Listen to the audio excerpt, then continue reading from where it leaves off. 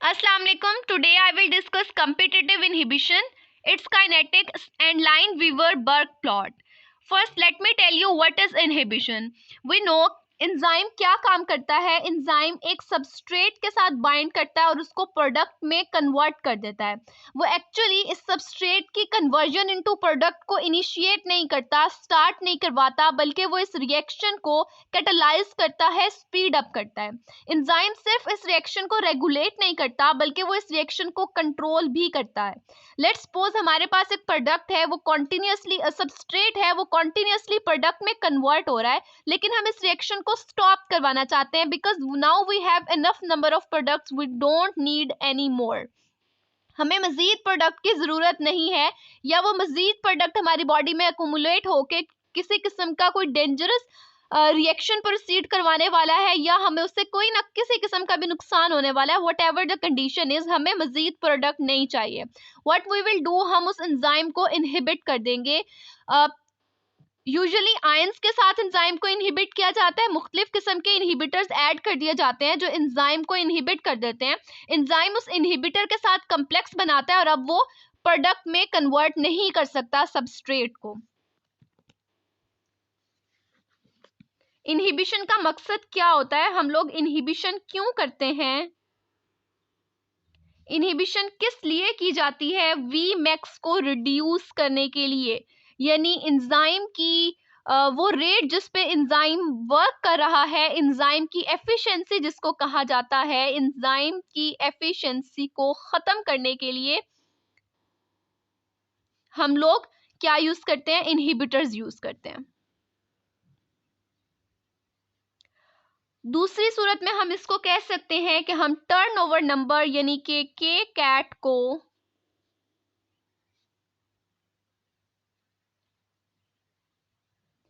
कम करने के लिए और ख़त्म करने के लिए यूज़ करते हैं.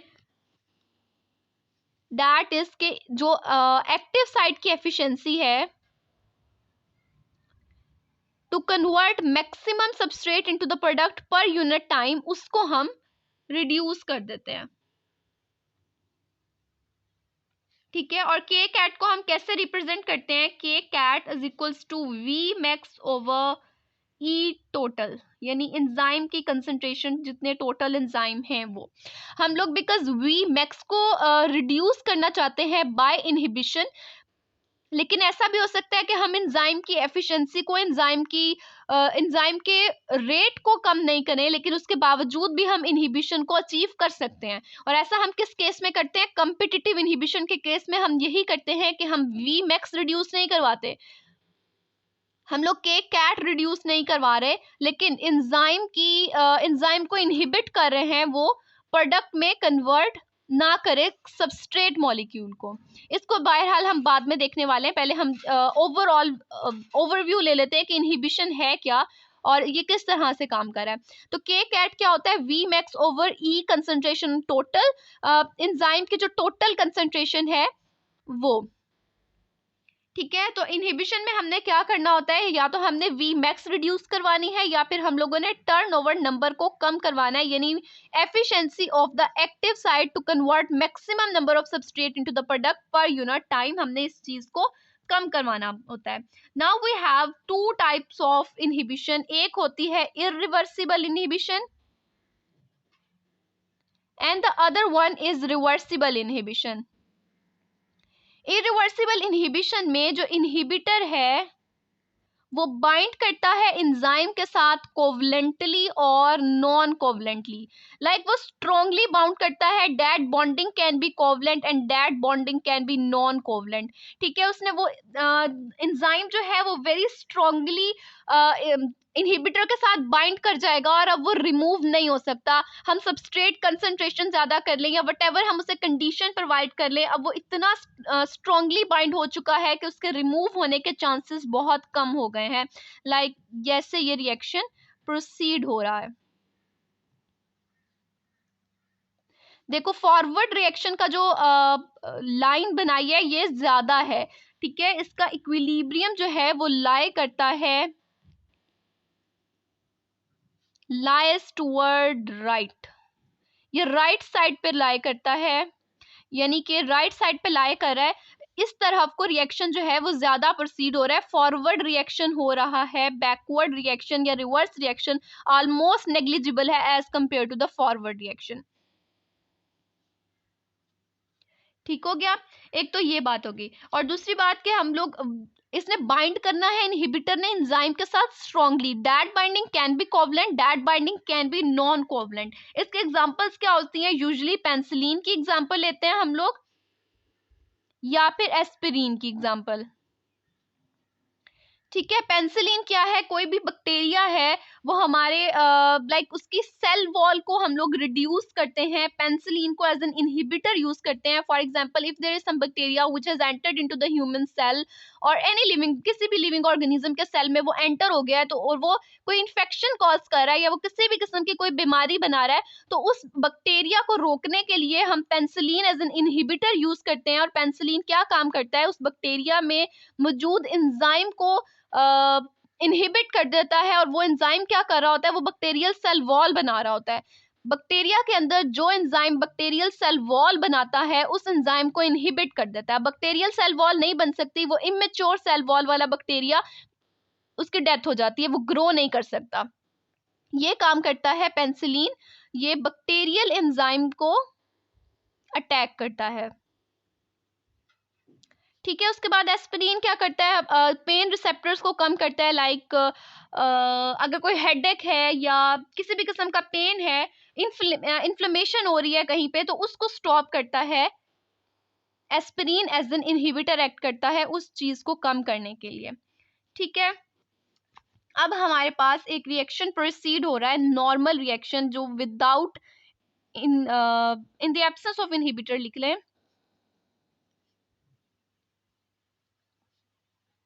In the absence of inhibitor एक रिएक्शन जो है वो प्रोसीड हो रहा है, वो किस तरह से होगा? ES कम्प्लेक्स बनेगा, फिर EP कम्प्लेक्स बनेगा, और एंजाइम और प्रोडक्ट अलग हो जाएंगे, एंजाइम रीजनरेट हो जाएगा। ठीक है, अब Km यहाँ पे हम लोग निकाल लेते हैं। Km क्या होता है?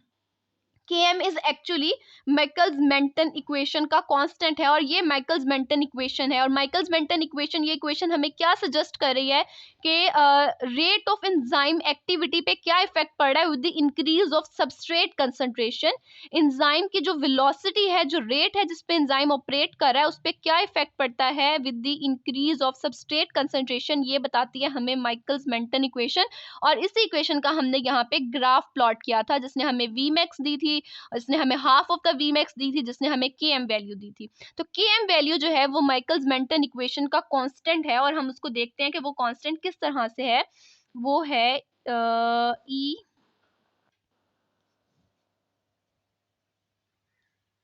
ठीक है, हम लोगों ने ये भी देखा था Km हमें क्या बताता है? वो सबस्ट्रेट की वो कंसंट्रेशन जहां पे Vmax हाफ ऑफ द, जहां पे वेलोसिटी जो है वो हाफ ऑफ द Vmax होती है।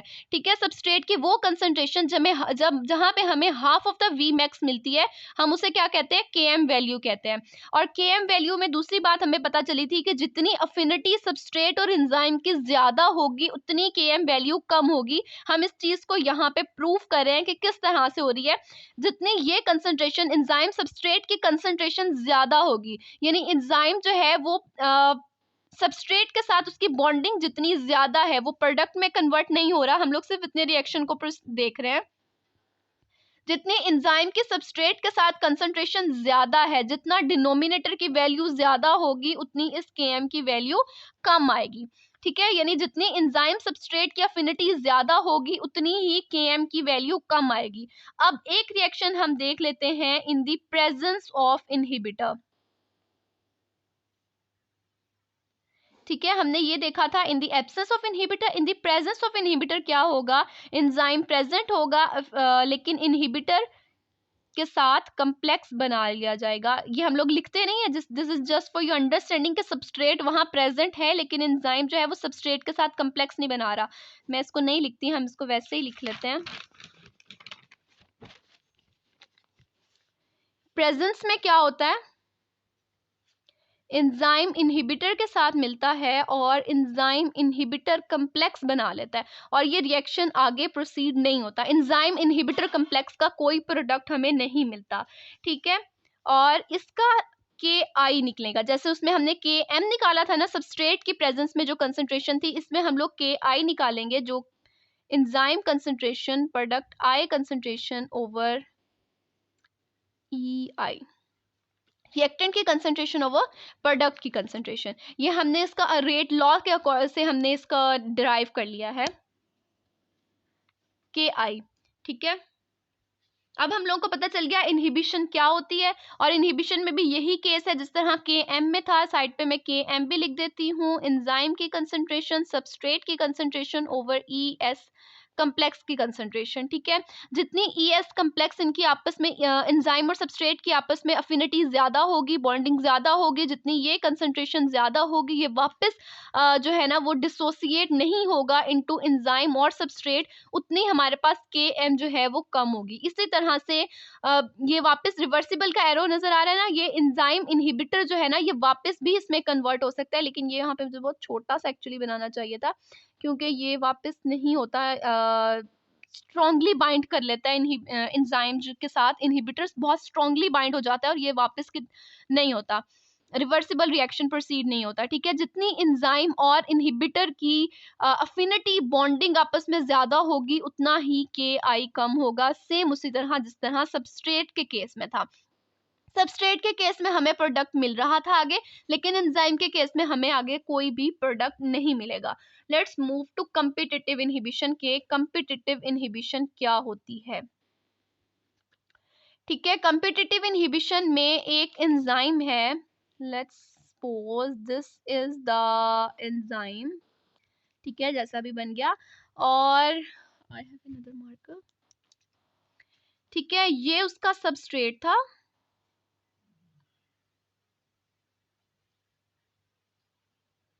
ये इनहिबिटर है, और यहाँ पे मैं ब्लू बॉल पॉइंट से सबस्ट्रेट बना देती हूँ। नाउ अब इन दोनों की रिजेम्बलेंस अपेरेंस में कोई डिफरेंस नहीं है। ठीक है, ये एंजाइम है, ये इनहिबिटर है, और ये ब्लू बॉल पॉइंट से ही सबस्ट्रेट है। ठीक है, अब दोनों की अपेरेंस सेम है, एंजाइम की इस इनहिबिटर के साथ अफिनिटी जो है वो ज्यादा है, तो एंजाइम क्या करेगा, इस इनहिबिटर के साथ बॉन्ड बना लेगा और सबस्ट्रेट के साथ बॉन्ड नहीं बना सकेगा, और हमें इस रिएक्शन का आगे कोई भी प्रोडक्ट नहीं मिलेगा। ठीक है, ई आई कम्प्लेक्स बनेगा और हमें ये आगे कोई भी प्रोडक्ट ये रिएक्शन नहीं देने वाला। ठीक है, अब हम लोग इसको किस तरह से रिकवर कर सकते हैं इस रिएक्शन को, बिकॉज दोनों की अपेरेंस सेम है। यहाँ पे एंजाइम भी सबस्ट्रेट भी इस एंजाइम की एक्टिव साइड में बॉन्डिंग बना सकता है और हमें प्रोडक्ट दे सकता है, और इसके साथ साथ इनहिबिटर भी इसके साथ बॉन्डिंग बना सकता है, प्रोडक्ट दे सकता, प्रोडक्ट नहीं देने वाला इनहिबिटर कोई भी। तो ऐसा क्यों होता है कि इनहिबिटर एक्टिव साइड के साथ बॉन्ड बना रहा है और हमें प्रोडक्ट नहीं दे रहा, लेकिन सबस्ट्रेट इसके साथ बॉन्ड नहीं बना रहा? ऐसा क्यों है? हालांकि दोनों की अपेरेंस सेम है, दोनों के स्ट्रक्चर रिजेंबल करते हैं, लेकिन फिर भी सबस्ट्रेट इसके साथ बॉन्डिंग नहीं कर रहा। ऐसा इस वजह से है क्योंकि एंजाइम की इस इनहिबिटर के साथ अफिनिटी ज्यादा है, इसलिए ज्यादा चांसेस ये हैं कि एंजाइम इस इनहिबिटर के साथ बॉन्ड बनाएगा और सबस्ट्रेट के साथ बॉन्ड नहीं बनाएगा। ठीक है, हम लोग इसको रिवर्स कर सकते हैं, इस रिएक्शन को रिवर्स किस तरह से किया जा सकता है, by increasing substrate concentration. Substrate की कंसंट्रेशन जब इंक्रीज करेंगे तो इट हैव मोर चांसेस हैं, there will be more chances कि ये सबस्ट्रेट जो है वो कोलाइड करे एंजाइम की एक्टिव साइट के साथ और बॉन्ड बना ले, और फिर हमें रिएक्शन जो है वो आगे प्रोसीड हो जाए, सबस्ट्रेट एंजाइम सबस्ट्रेट कम्प्लेक्स बने, ईपी कम्प्लेक्स बने, और हमें प्रोडक्ट और एंजाइम वापस रीजनरेट होकर मिल जाए। और ऐसा कैसे हो सकता है? By increasing the substrate concentration. हम लोग यहाँ पे ग्राफ बनाकर देख लेते हैं, ये और ये है in the absence of inhibitor, minus I से रिप्रेजेंट कर रही हूँ मैं, और एक हो गया with in the presence of inhibitor, plus I. ठीक है, ये है सबस्ट्रेट कंसंट्रेशन, और ये वी नॉट यहाँ पे हमें मिल रही है। ओके, लेट मी गो, ये इस तरह से V in the presence of inhibitor वाला ग्राफ ये होगा, प्लस आई, ये नीचे वाला नहीं है। ठीक है, यहाँ पे हमें मिली है वी मैक्स, और कहीं यहाँ पे हमें मिल गई वी मैक्स बाय 2 यानी कि के एम वैल्यू।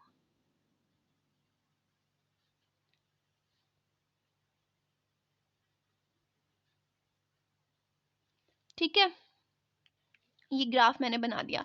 अब हम लोग क्या कर सकते हैं कि कम्पिटिटिव इनहिबिशन में हमने अभी तक क्या देखा कि इनहिबिटर ने एंजाइम के साथ कम्प्लेक्स बनाया और हमें प्रोडक्ट नहीं मिला, ठीक है। लेकिन हम इस रिएक्शन को रिवर्स करवा सकते हैं by increasing the substrate concentration.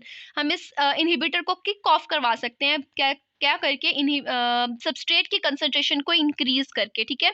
यहाँ पे देखो, ये in the absence of inhibitor blue line से जो बॉल पॉइंट से ग्राफ की लाइन लगी है, कर्व बनाया गया है, ये in the absence of inhibitor है, यानी कि जब एंजाइम के पास कोई इनहिबिटर नहीं है, एंजाइम सबस्ट्रेट के साथ कोलाइड कर रहा है, ईएस कम्प्लेक्स बना के वो प्रोडक्ट हमें दे रहा है, ठीक है। ये इन द प्रेजेंस ऑफ इनहिबिटर है, जब इनहिबिटर होगा तो हम लोग को प्रोडक्ट नहीं मिलेगा, वी मैक्स अटेन नहीं होगी। लेकिन हम लोग क्या कर सकते हैं, by increasing the substrate concentration हम इनहिबिटर को वहां से किक ऑफ करवा सकते हैं, और चांसेस इसके probability of colliding substrate with the active site of the enzyme हम इंक्रीज कर सकते हैं, ताकि हमें प्रोडक्ट मिले और हमारी वी मैक्स जो है वो अटेन हो जाए। तो किसी ना किसी टाइम पे जब हम सबस्ट्रेट कंसंट्रेशन इंक्रीज करेंगे तो कंपिटिटिव इनहिबिशन के केस में हमें कहीं ना कहीं पे जाके वी मैक्स मिल जाएगी, ठीक है।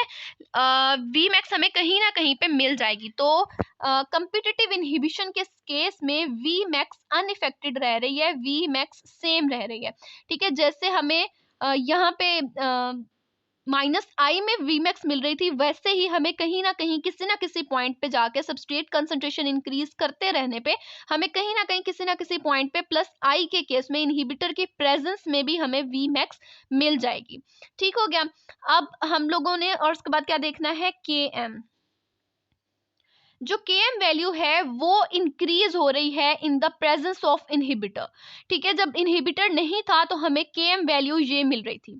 यहाँ पे सबस्ट्रेट की कंसंट्रेशन, सबस्ट्रेट की वो कंसंट्रेशन जिसपे हमें half of the V max मिले, उसे हम क्या कहते हैं, के एम वैल्यू कहते हैं। In the absence of inhibitor हमें यहाँ पर के एम वैल्यू मिल रही थी, और इन द प्रेजेंस ऑफ इनहिबिटर हमारी के एम वैल्यू इंक्रीज हो गई है, यहाँ पे पहुंच गई है। यानी सबस्ट्रेट की कंसंट्रेशन इन वो सबस्ट्रेट की वो कंसंट्रेशन जिसपे हमें half of the V max मिलनी थी, वो यहाँ पे इंक्रीज हो गई है, ठीक है।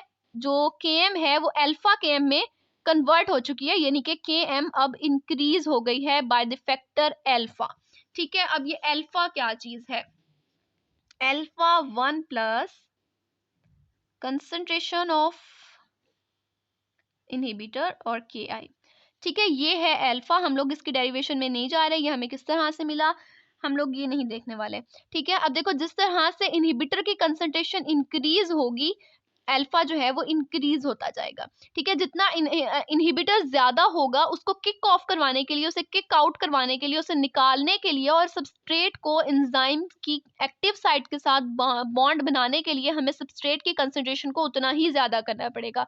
तो जितने इनहिबिटर के मॉलिक्यूल ज्यादा होंगे, उसे बाहर निकालने के लिए हमें उतनी ही सबस्ट्रेट की कंसंट्रेशन ज्यादा करनी पड़ेगी, और उतना ही जो है वो ये इंक्रीज हो जाएगा, अल्फा इंक्रीज होगा। तो K M by the factor of alpha increase हो गया, ठीक। उसके बाद हम लोग देखते हैं के कैट, और के कैट क्या था, वी मैक्स ओवर एंजाइम की टोटल कंसंट्रेशन, टोटल एंजाइम की कंसंट्रेशन। तो वी मैक्स हमारा सेम है, तो के मैक्स भी सेम रहेगा। एंजाइम पे तो ऑब्वियसली एंजाइम कंसंट्रेशन कांस्टेंट है, एंजाइम कंसंट्रेशन तो हम ना इंक्रीज करें ना डिक्रीज करें, हम लोग इनहिबिटर की कंसंट्रेशन और सबस्ट्रेट की कंसंट्रेशन को देख रहे हैं। सबस्ट्रेट की कंसंट्रेशन हमने इंक्रीज की ताकि हम इनहिबिटर को वहां से निकाल सकें, और सबस्ट्रेट के चांसेस बढ़ा सकें कि वो एंजाइम की एक्टिव साइट के साथ कोलाइड करे, ठीक है। हम लोगों ने क्या कर दिया, वी मैक्स जो है वो हमारे पास सेम रही है। In the presence of inhibitor की प्रेजेंस में भी हमने सबस्ट्रेट कंसंट्रेशन जब ज्यादा की, तो हमें कहीं ना किसी पॉइंट पे वी मैक्स अटेन हो गई। तो वी मैक्स जब हमें सेम रह रही है, तो के कैट भी हमारा सेम रहेगा। के कैट क्या है, it is actually turnover number. Turnover number क्या है टर्नओवर नंबर, टर्नओवर नंबर है conversion of maximum number of substrate into product per unit time पर एक्टिव साइट पर एंजाइम। यानी एक एंजाइम की एक एक्टिव साइट कितने मैक्सिमम नंबर ऑफ सबस्ट्रेट्स को प्रोडक्ट में कन्वर्ट करती है। In simple words, active site की एफिशिएंसी जो है उसको हम के कैट कहते हैं। तो के कैट भी सेम है, वी मैक्स भी सेम, के कैट भी सेम, लेकिन के एम वैल्यू जो है वो इंक्रीज कर गई है बाय द फैक्टर अल्फा, और अल्फा क्या है 1 प्लस एंजाइम इनहिबिटर की कंसंट्रेशन डिवाइडेड बाय के आई, और के आई हम पहले देख चुके हैं इज इक्वल टू एंजाइम की कंसंट्रेशन, इनहिबिटर की कंसंट्रेशन ओवर ई आई कॉम्प्लेक्स। ठीक है, अब यहाँ पे देखो जितनी ये ज्यादा होगी उतनी ये कम होगी, ये चीज भी हम लोगों ने पहले देख ली थी। ठीक है, अब हम लोग देखते हैं इसका लाइन वीवर बर्ग प्लॉट। ठीक है, अच्छा जो हमारे पास माइकल्स मेंटन इक्वेशन थी वो क्या थी, V max into substrate concentration over के एम प्लस सबस्ट्रेट कंसंट्रेशन। ठीक है, इसको हम लोग इन्वर्स कर रहे हैं, इन्वर्ट ले रहे हैं, इसका इन्वर्स ले लें तो क्या हो जाएगा, K M plus substrate concentration over V max into substrate concentration. हमने ऐसा क्यों किया, माइकल्स मेंटन इक्वेशन के केस में हमें ये कर्व मिल रहा था, लेकिन हमने इसको इन्वर्स कर लिया ताकि सेम है जो चीज हमें यहाँ ये माइकल्स मेंटन इक्वेशन का ग्राफ बता रहा था ना, ये कर्व ग्राफ बता रहा था, वही बातें हमें ये स्ट्रेट लाइन वाला ग्राफ बताएगा, लेकिन सिर्फ उसका डिस्प्ले डिफरेंट हो जाएगा, उसको रिप्रेजेंट करने का तरीका डिफरेंट हो जाएगा। वरना जो बातें हमें यहाँ से पता चली हैं, हमने यहाँ पे कर्व ग्राफ प्लॉट किया ना, यहाँ से हमें जो बात पता चली है वही बात हमें यहाँ पे स्ट्रेट लाइन ग्राफ बताएगा। लेकिन हमें वी मैक्स का यहाँ पे नहीं पता होता कि किस पॉइंट पे अचीव करनी है, बिकॉज हम लोग एक लिमिटेड पेज पे ये डायग्राम बना रहे होते हैं, तो यहाँ पे हम वी मैक्स कह देते हैं, हमें यहाँ वी मैक्स अटेन हो गई, लेकिन हमें नहीं पता कि कितनी कंसंट्रेशन पे जाके वी मैक्स अटेन होने वाली है। इसलिए हम लोग स्ट्रेट लाइन ग्राफ बनाते हैं, जिससे हमें पता चल जाता है एक्चुअली एग्जैक्टली किस पॉइंट पे वी मैक्स अटेन हो जाएंगे। तो ये स्ट्रेट लाइन ग्राफ जो है ना, इसको कहते हैं लाइन वीवर बर्ग प्लॉट। ठीक है, अच्छा, और इसको हमने इन्वर्ट कर दिया, इसी माइकल्स मेंटन इक्वेशन को इन्वर्ट करके हम लोगों ने लाइन वीवर बर्ग प्लॉट बना लेना है। अभी इसको सिंप्लीफाई करें तो 1 over V naught is equals to K M over V max into substrate concentration plus substrate concentration over V max into substrate concentration. ये दोनों कैंसिल हो जाएंगे, K M over V max into substrate concentration plus 1 over V max 1 over V naught. ये हमें क्या मिल गई है, straight line equation मिल गया एक तरह से, एम एक्स प्लस सी। ठीक है, ये सही बनाएगा ना, इसको इस तरह से कर दो, ये और ये। ठीक है, अब देखो यहाँ पे बनाती हूँ, सबस्ट्रेट की कंसंट्रेशन यहाँ पे एक्स हमने यहाँ प्लॉट किया। ठीक है, y जो है वो हम लोग यहाँ प्लॉट करेंगे, ये दोनों सेम है, इंटरसेप्ट कर रही हैं इस तरह से।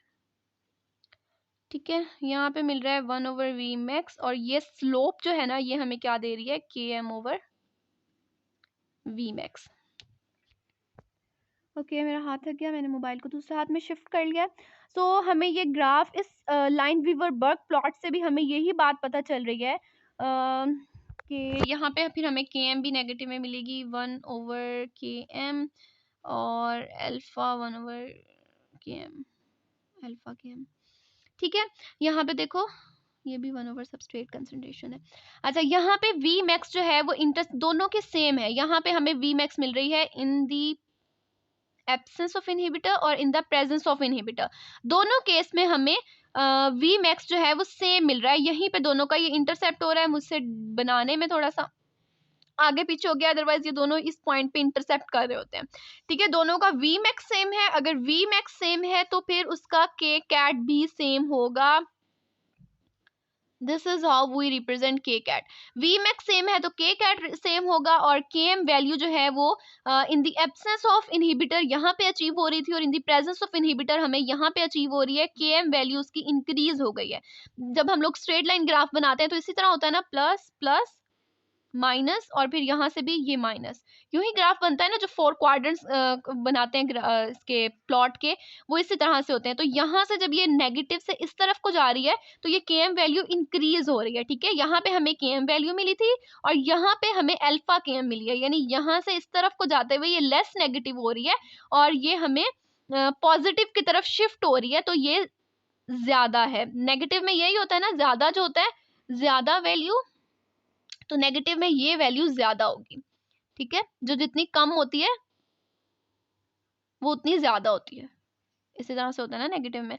तो ये हमें इस तरह से मिलेगी। ठीक है, जो हमें लाइन इससे माइकल्स मेंटन इक्वेशन के ग्राफ से जो बात हमें पता चल रही थी वही हमें लाइन वीवर बर्क से पता चलेगी, लेकिन इसमें हमें एग्जैक्ट पॉइंट्स पता चल जाते हैं कहाँ पे वी मैक्स सेम हो रहा है, अल्फा के एम का क्या है और के एम क्या है, ये हमें एग्जैक्ट पता चल जाता है। So this was the competitive inhibition. I hope you would like the video. आपको समझ आ गया होगा. If you have any questions, comment section is open. You can always comment and ask. Thank you. Allah Hafiz.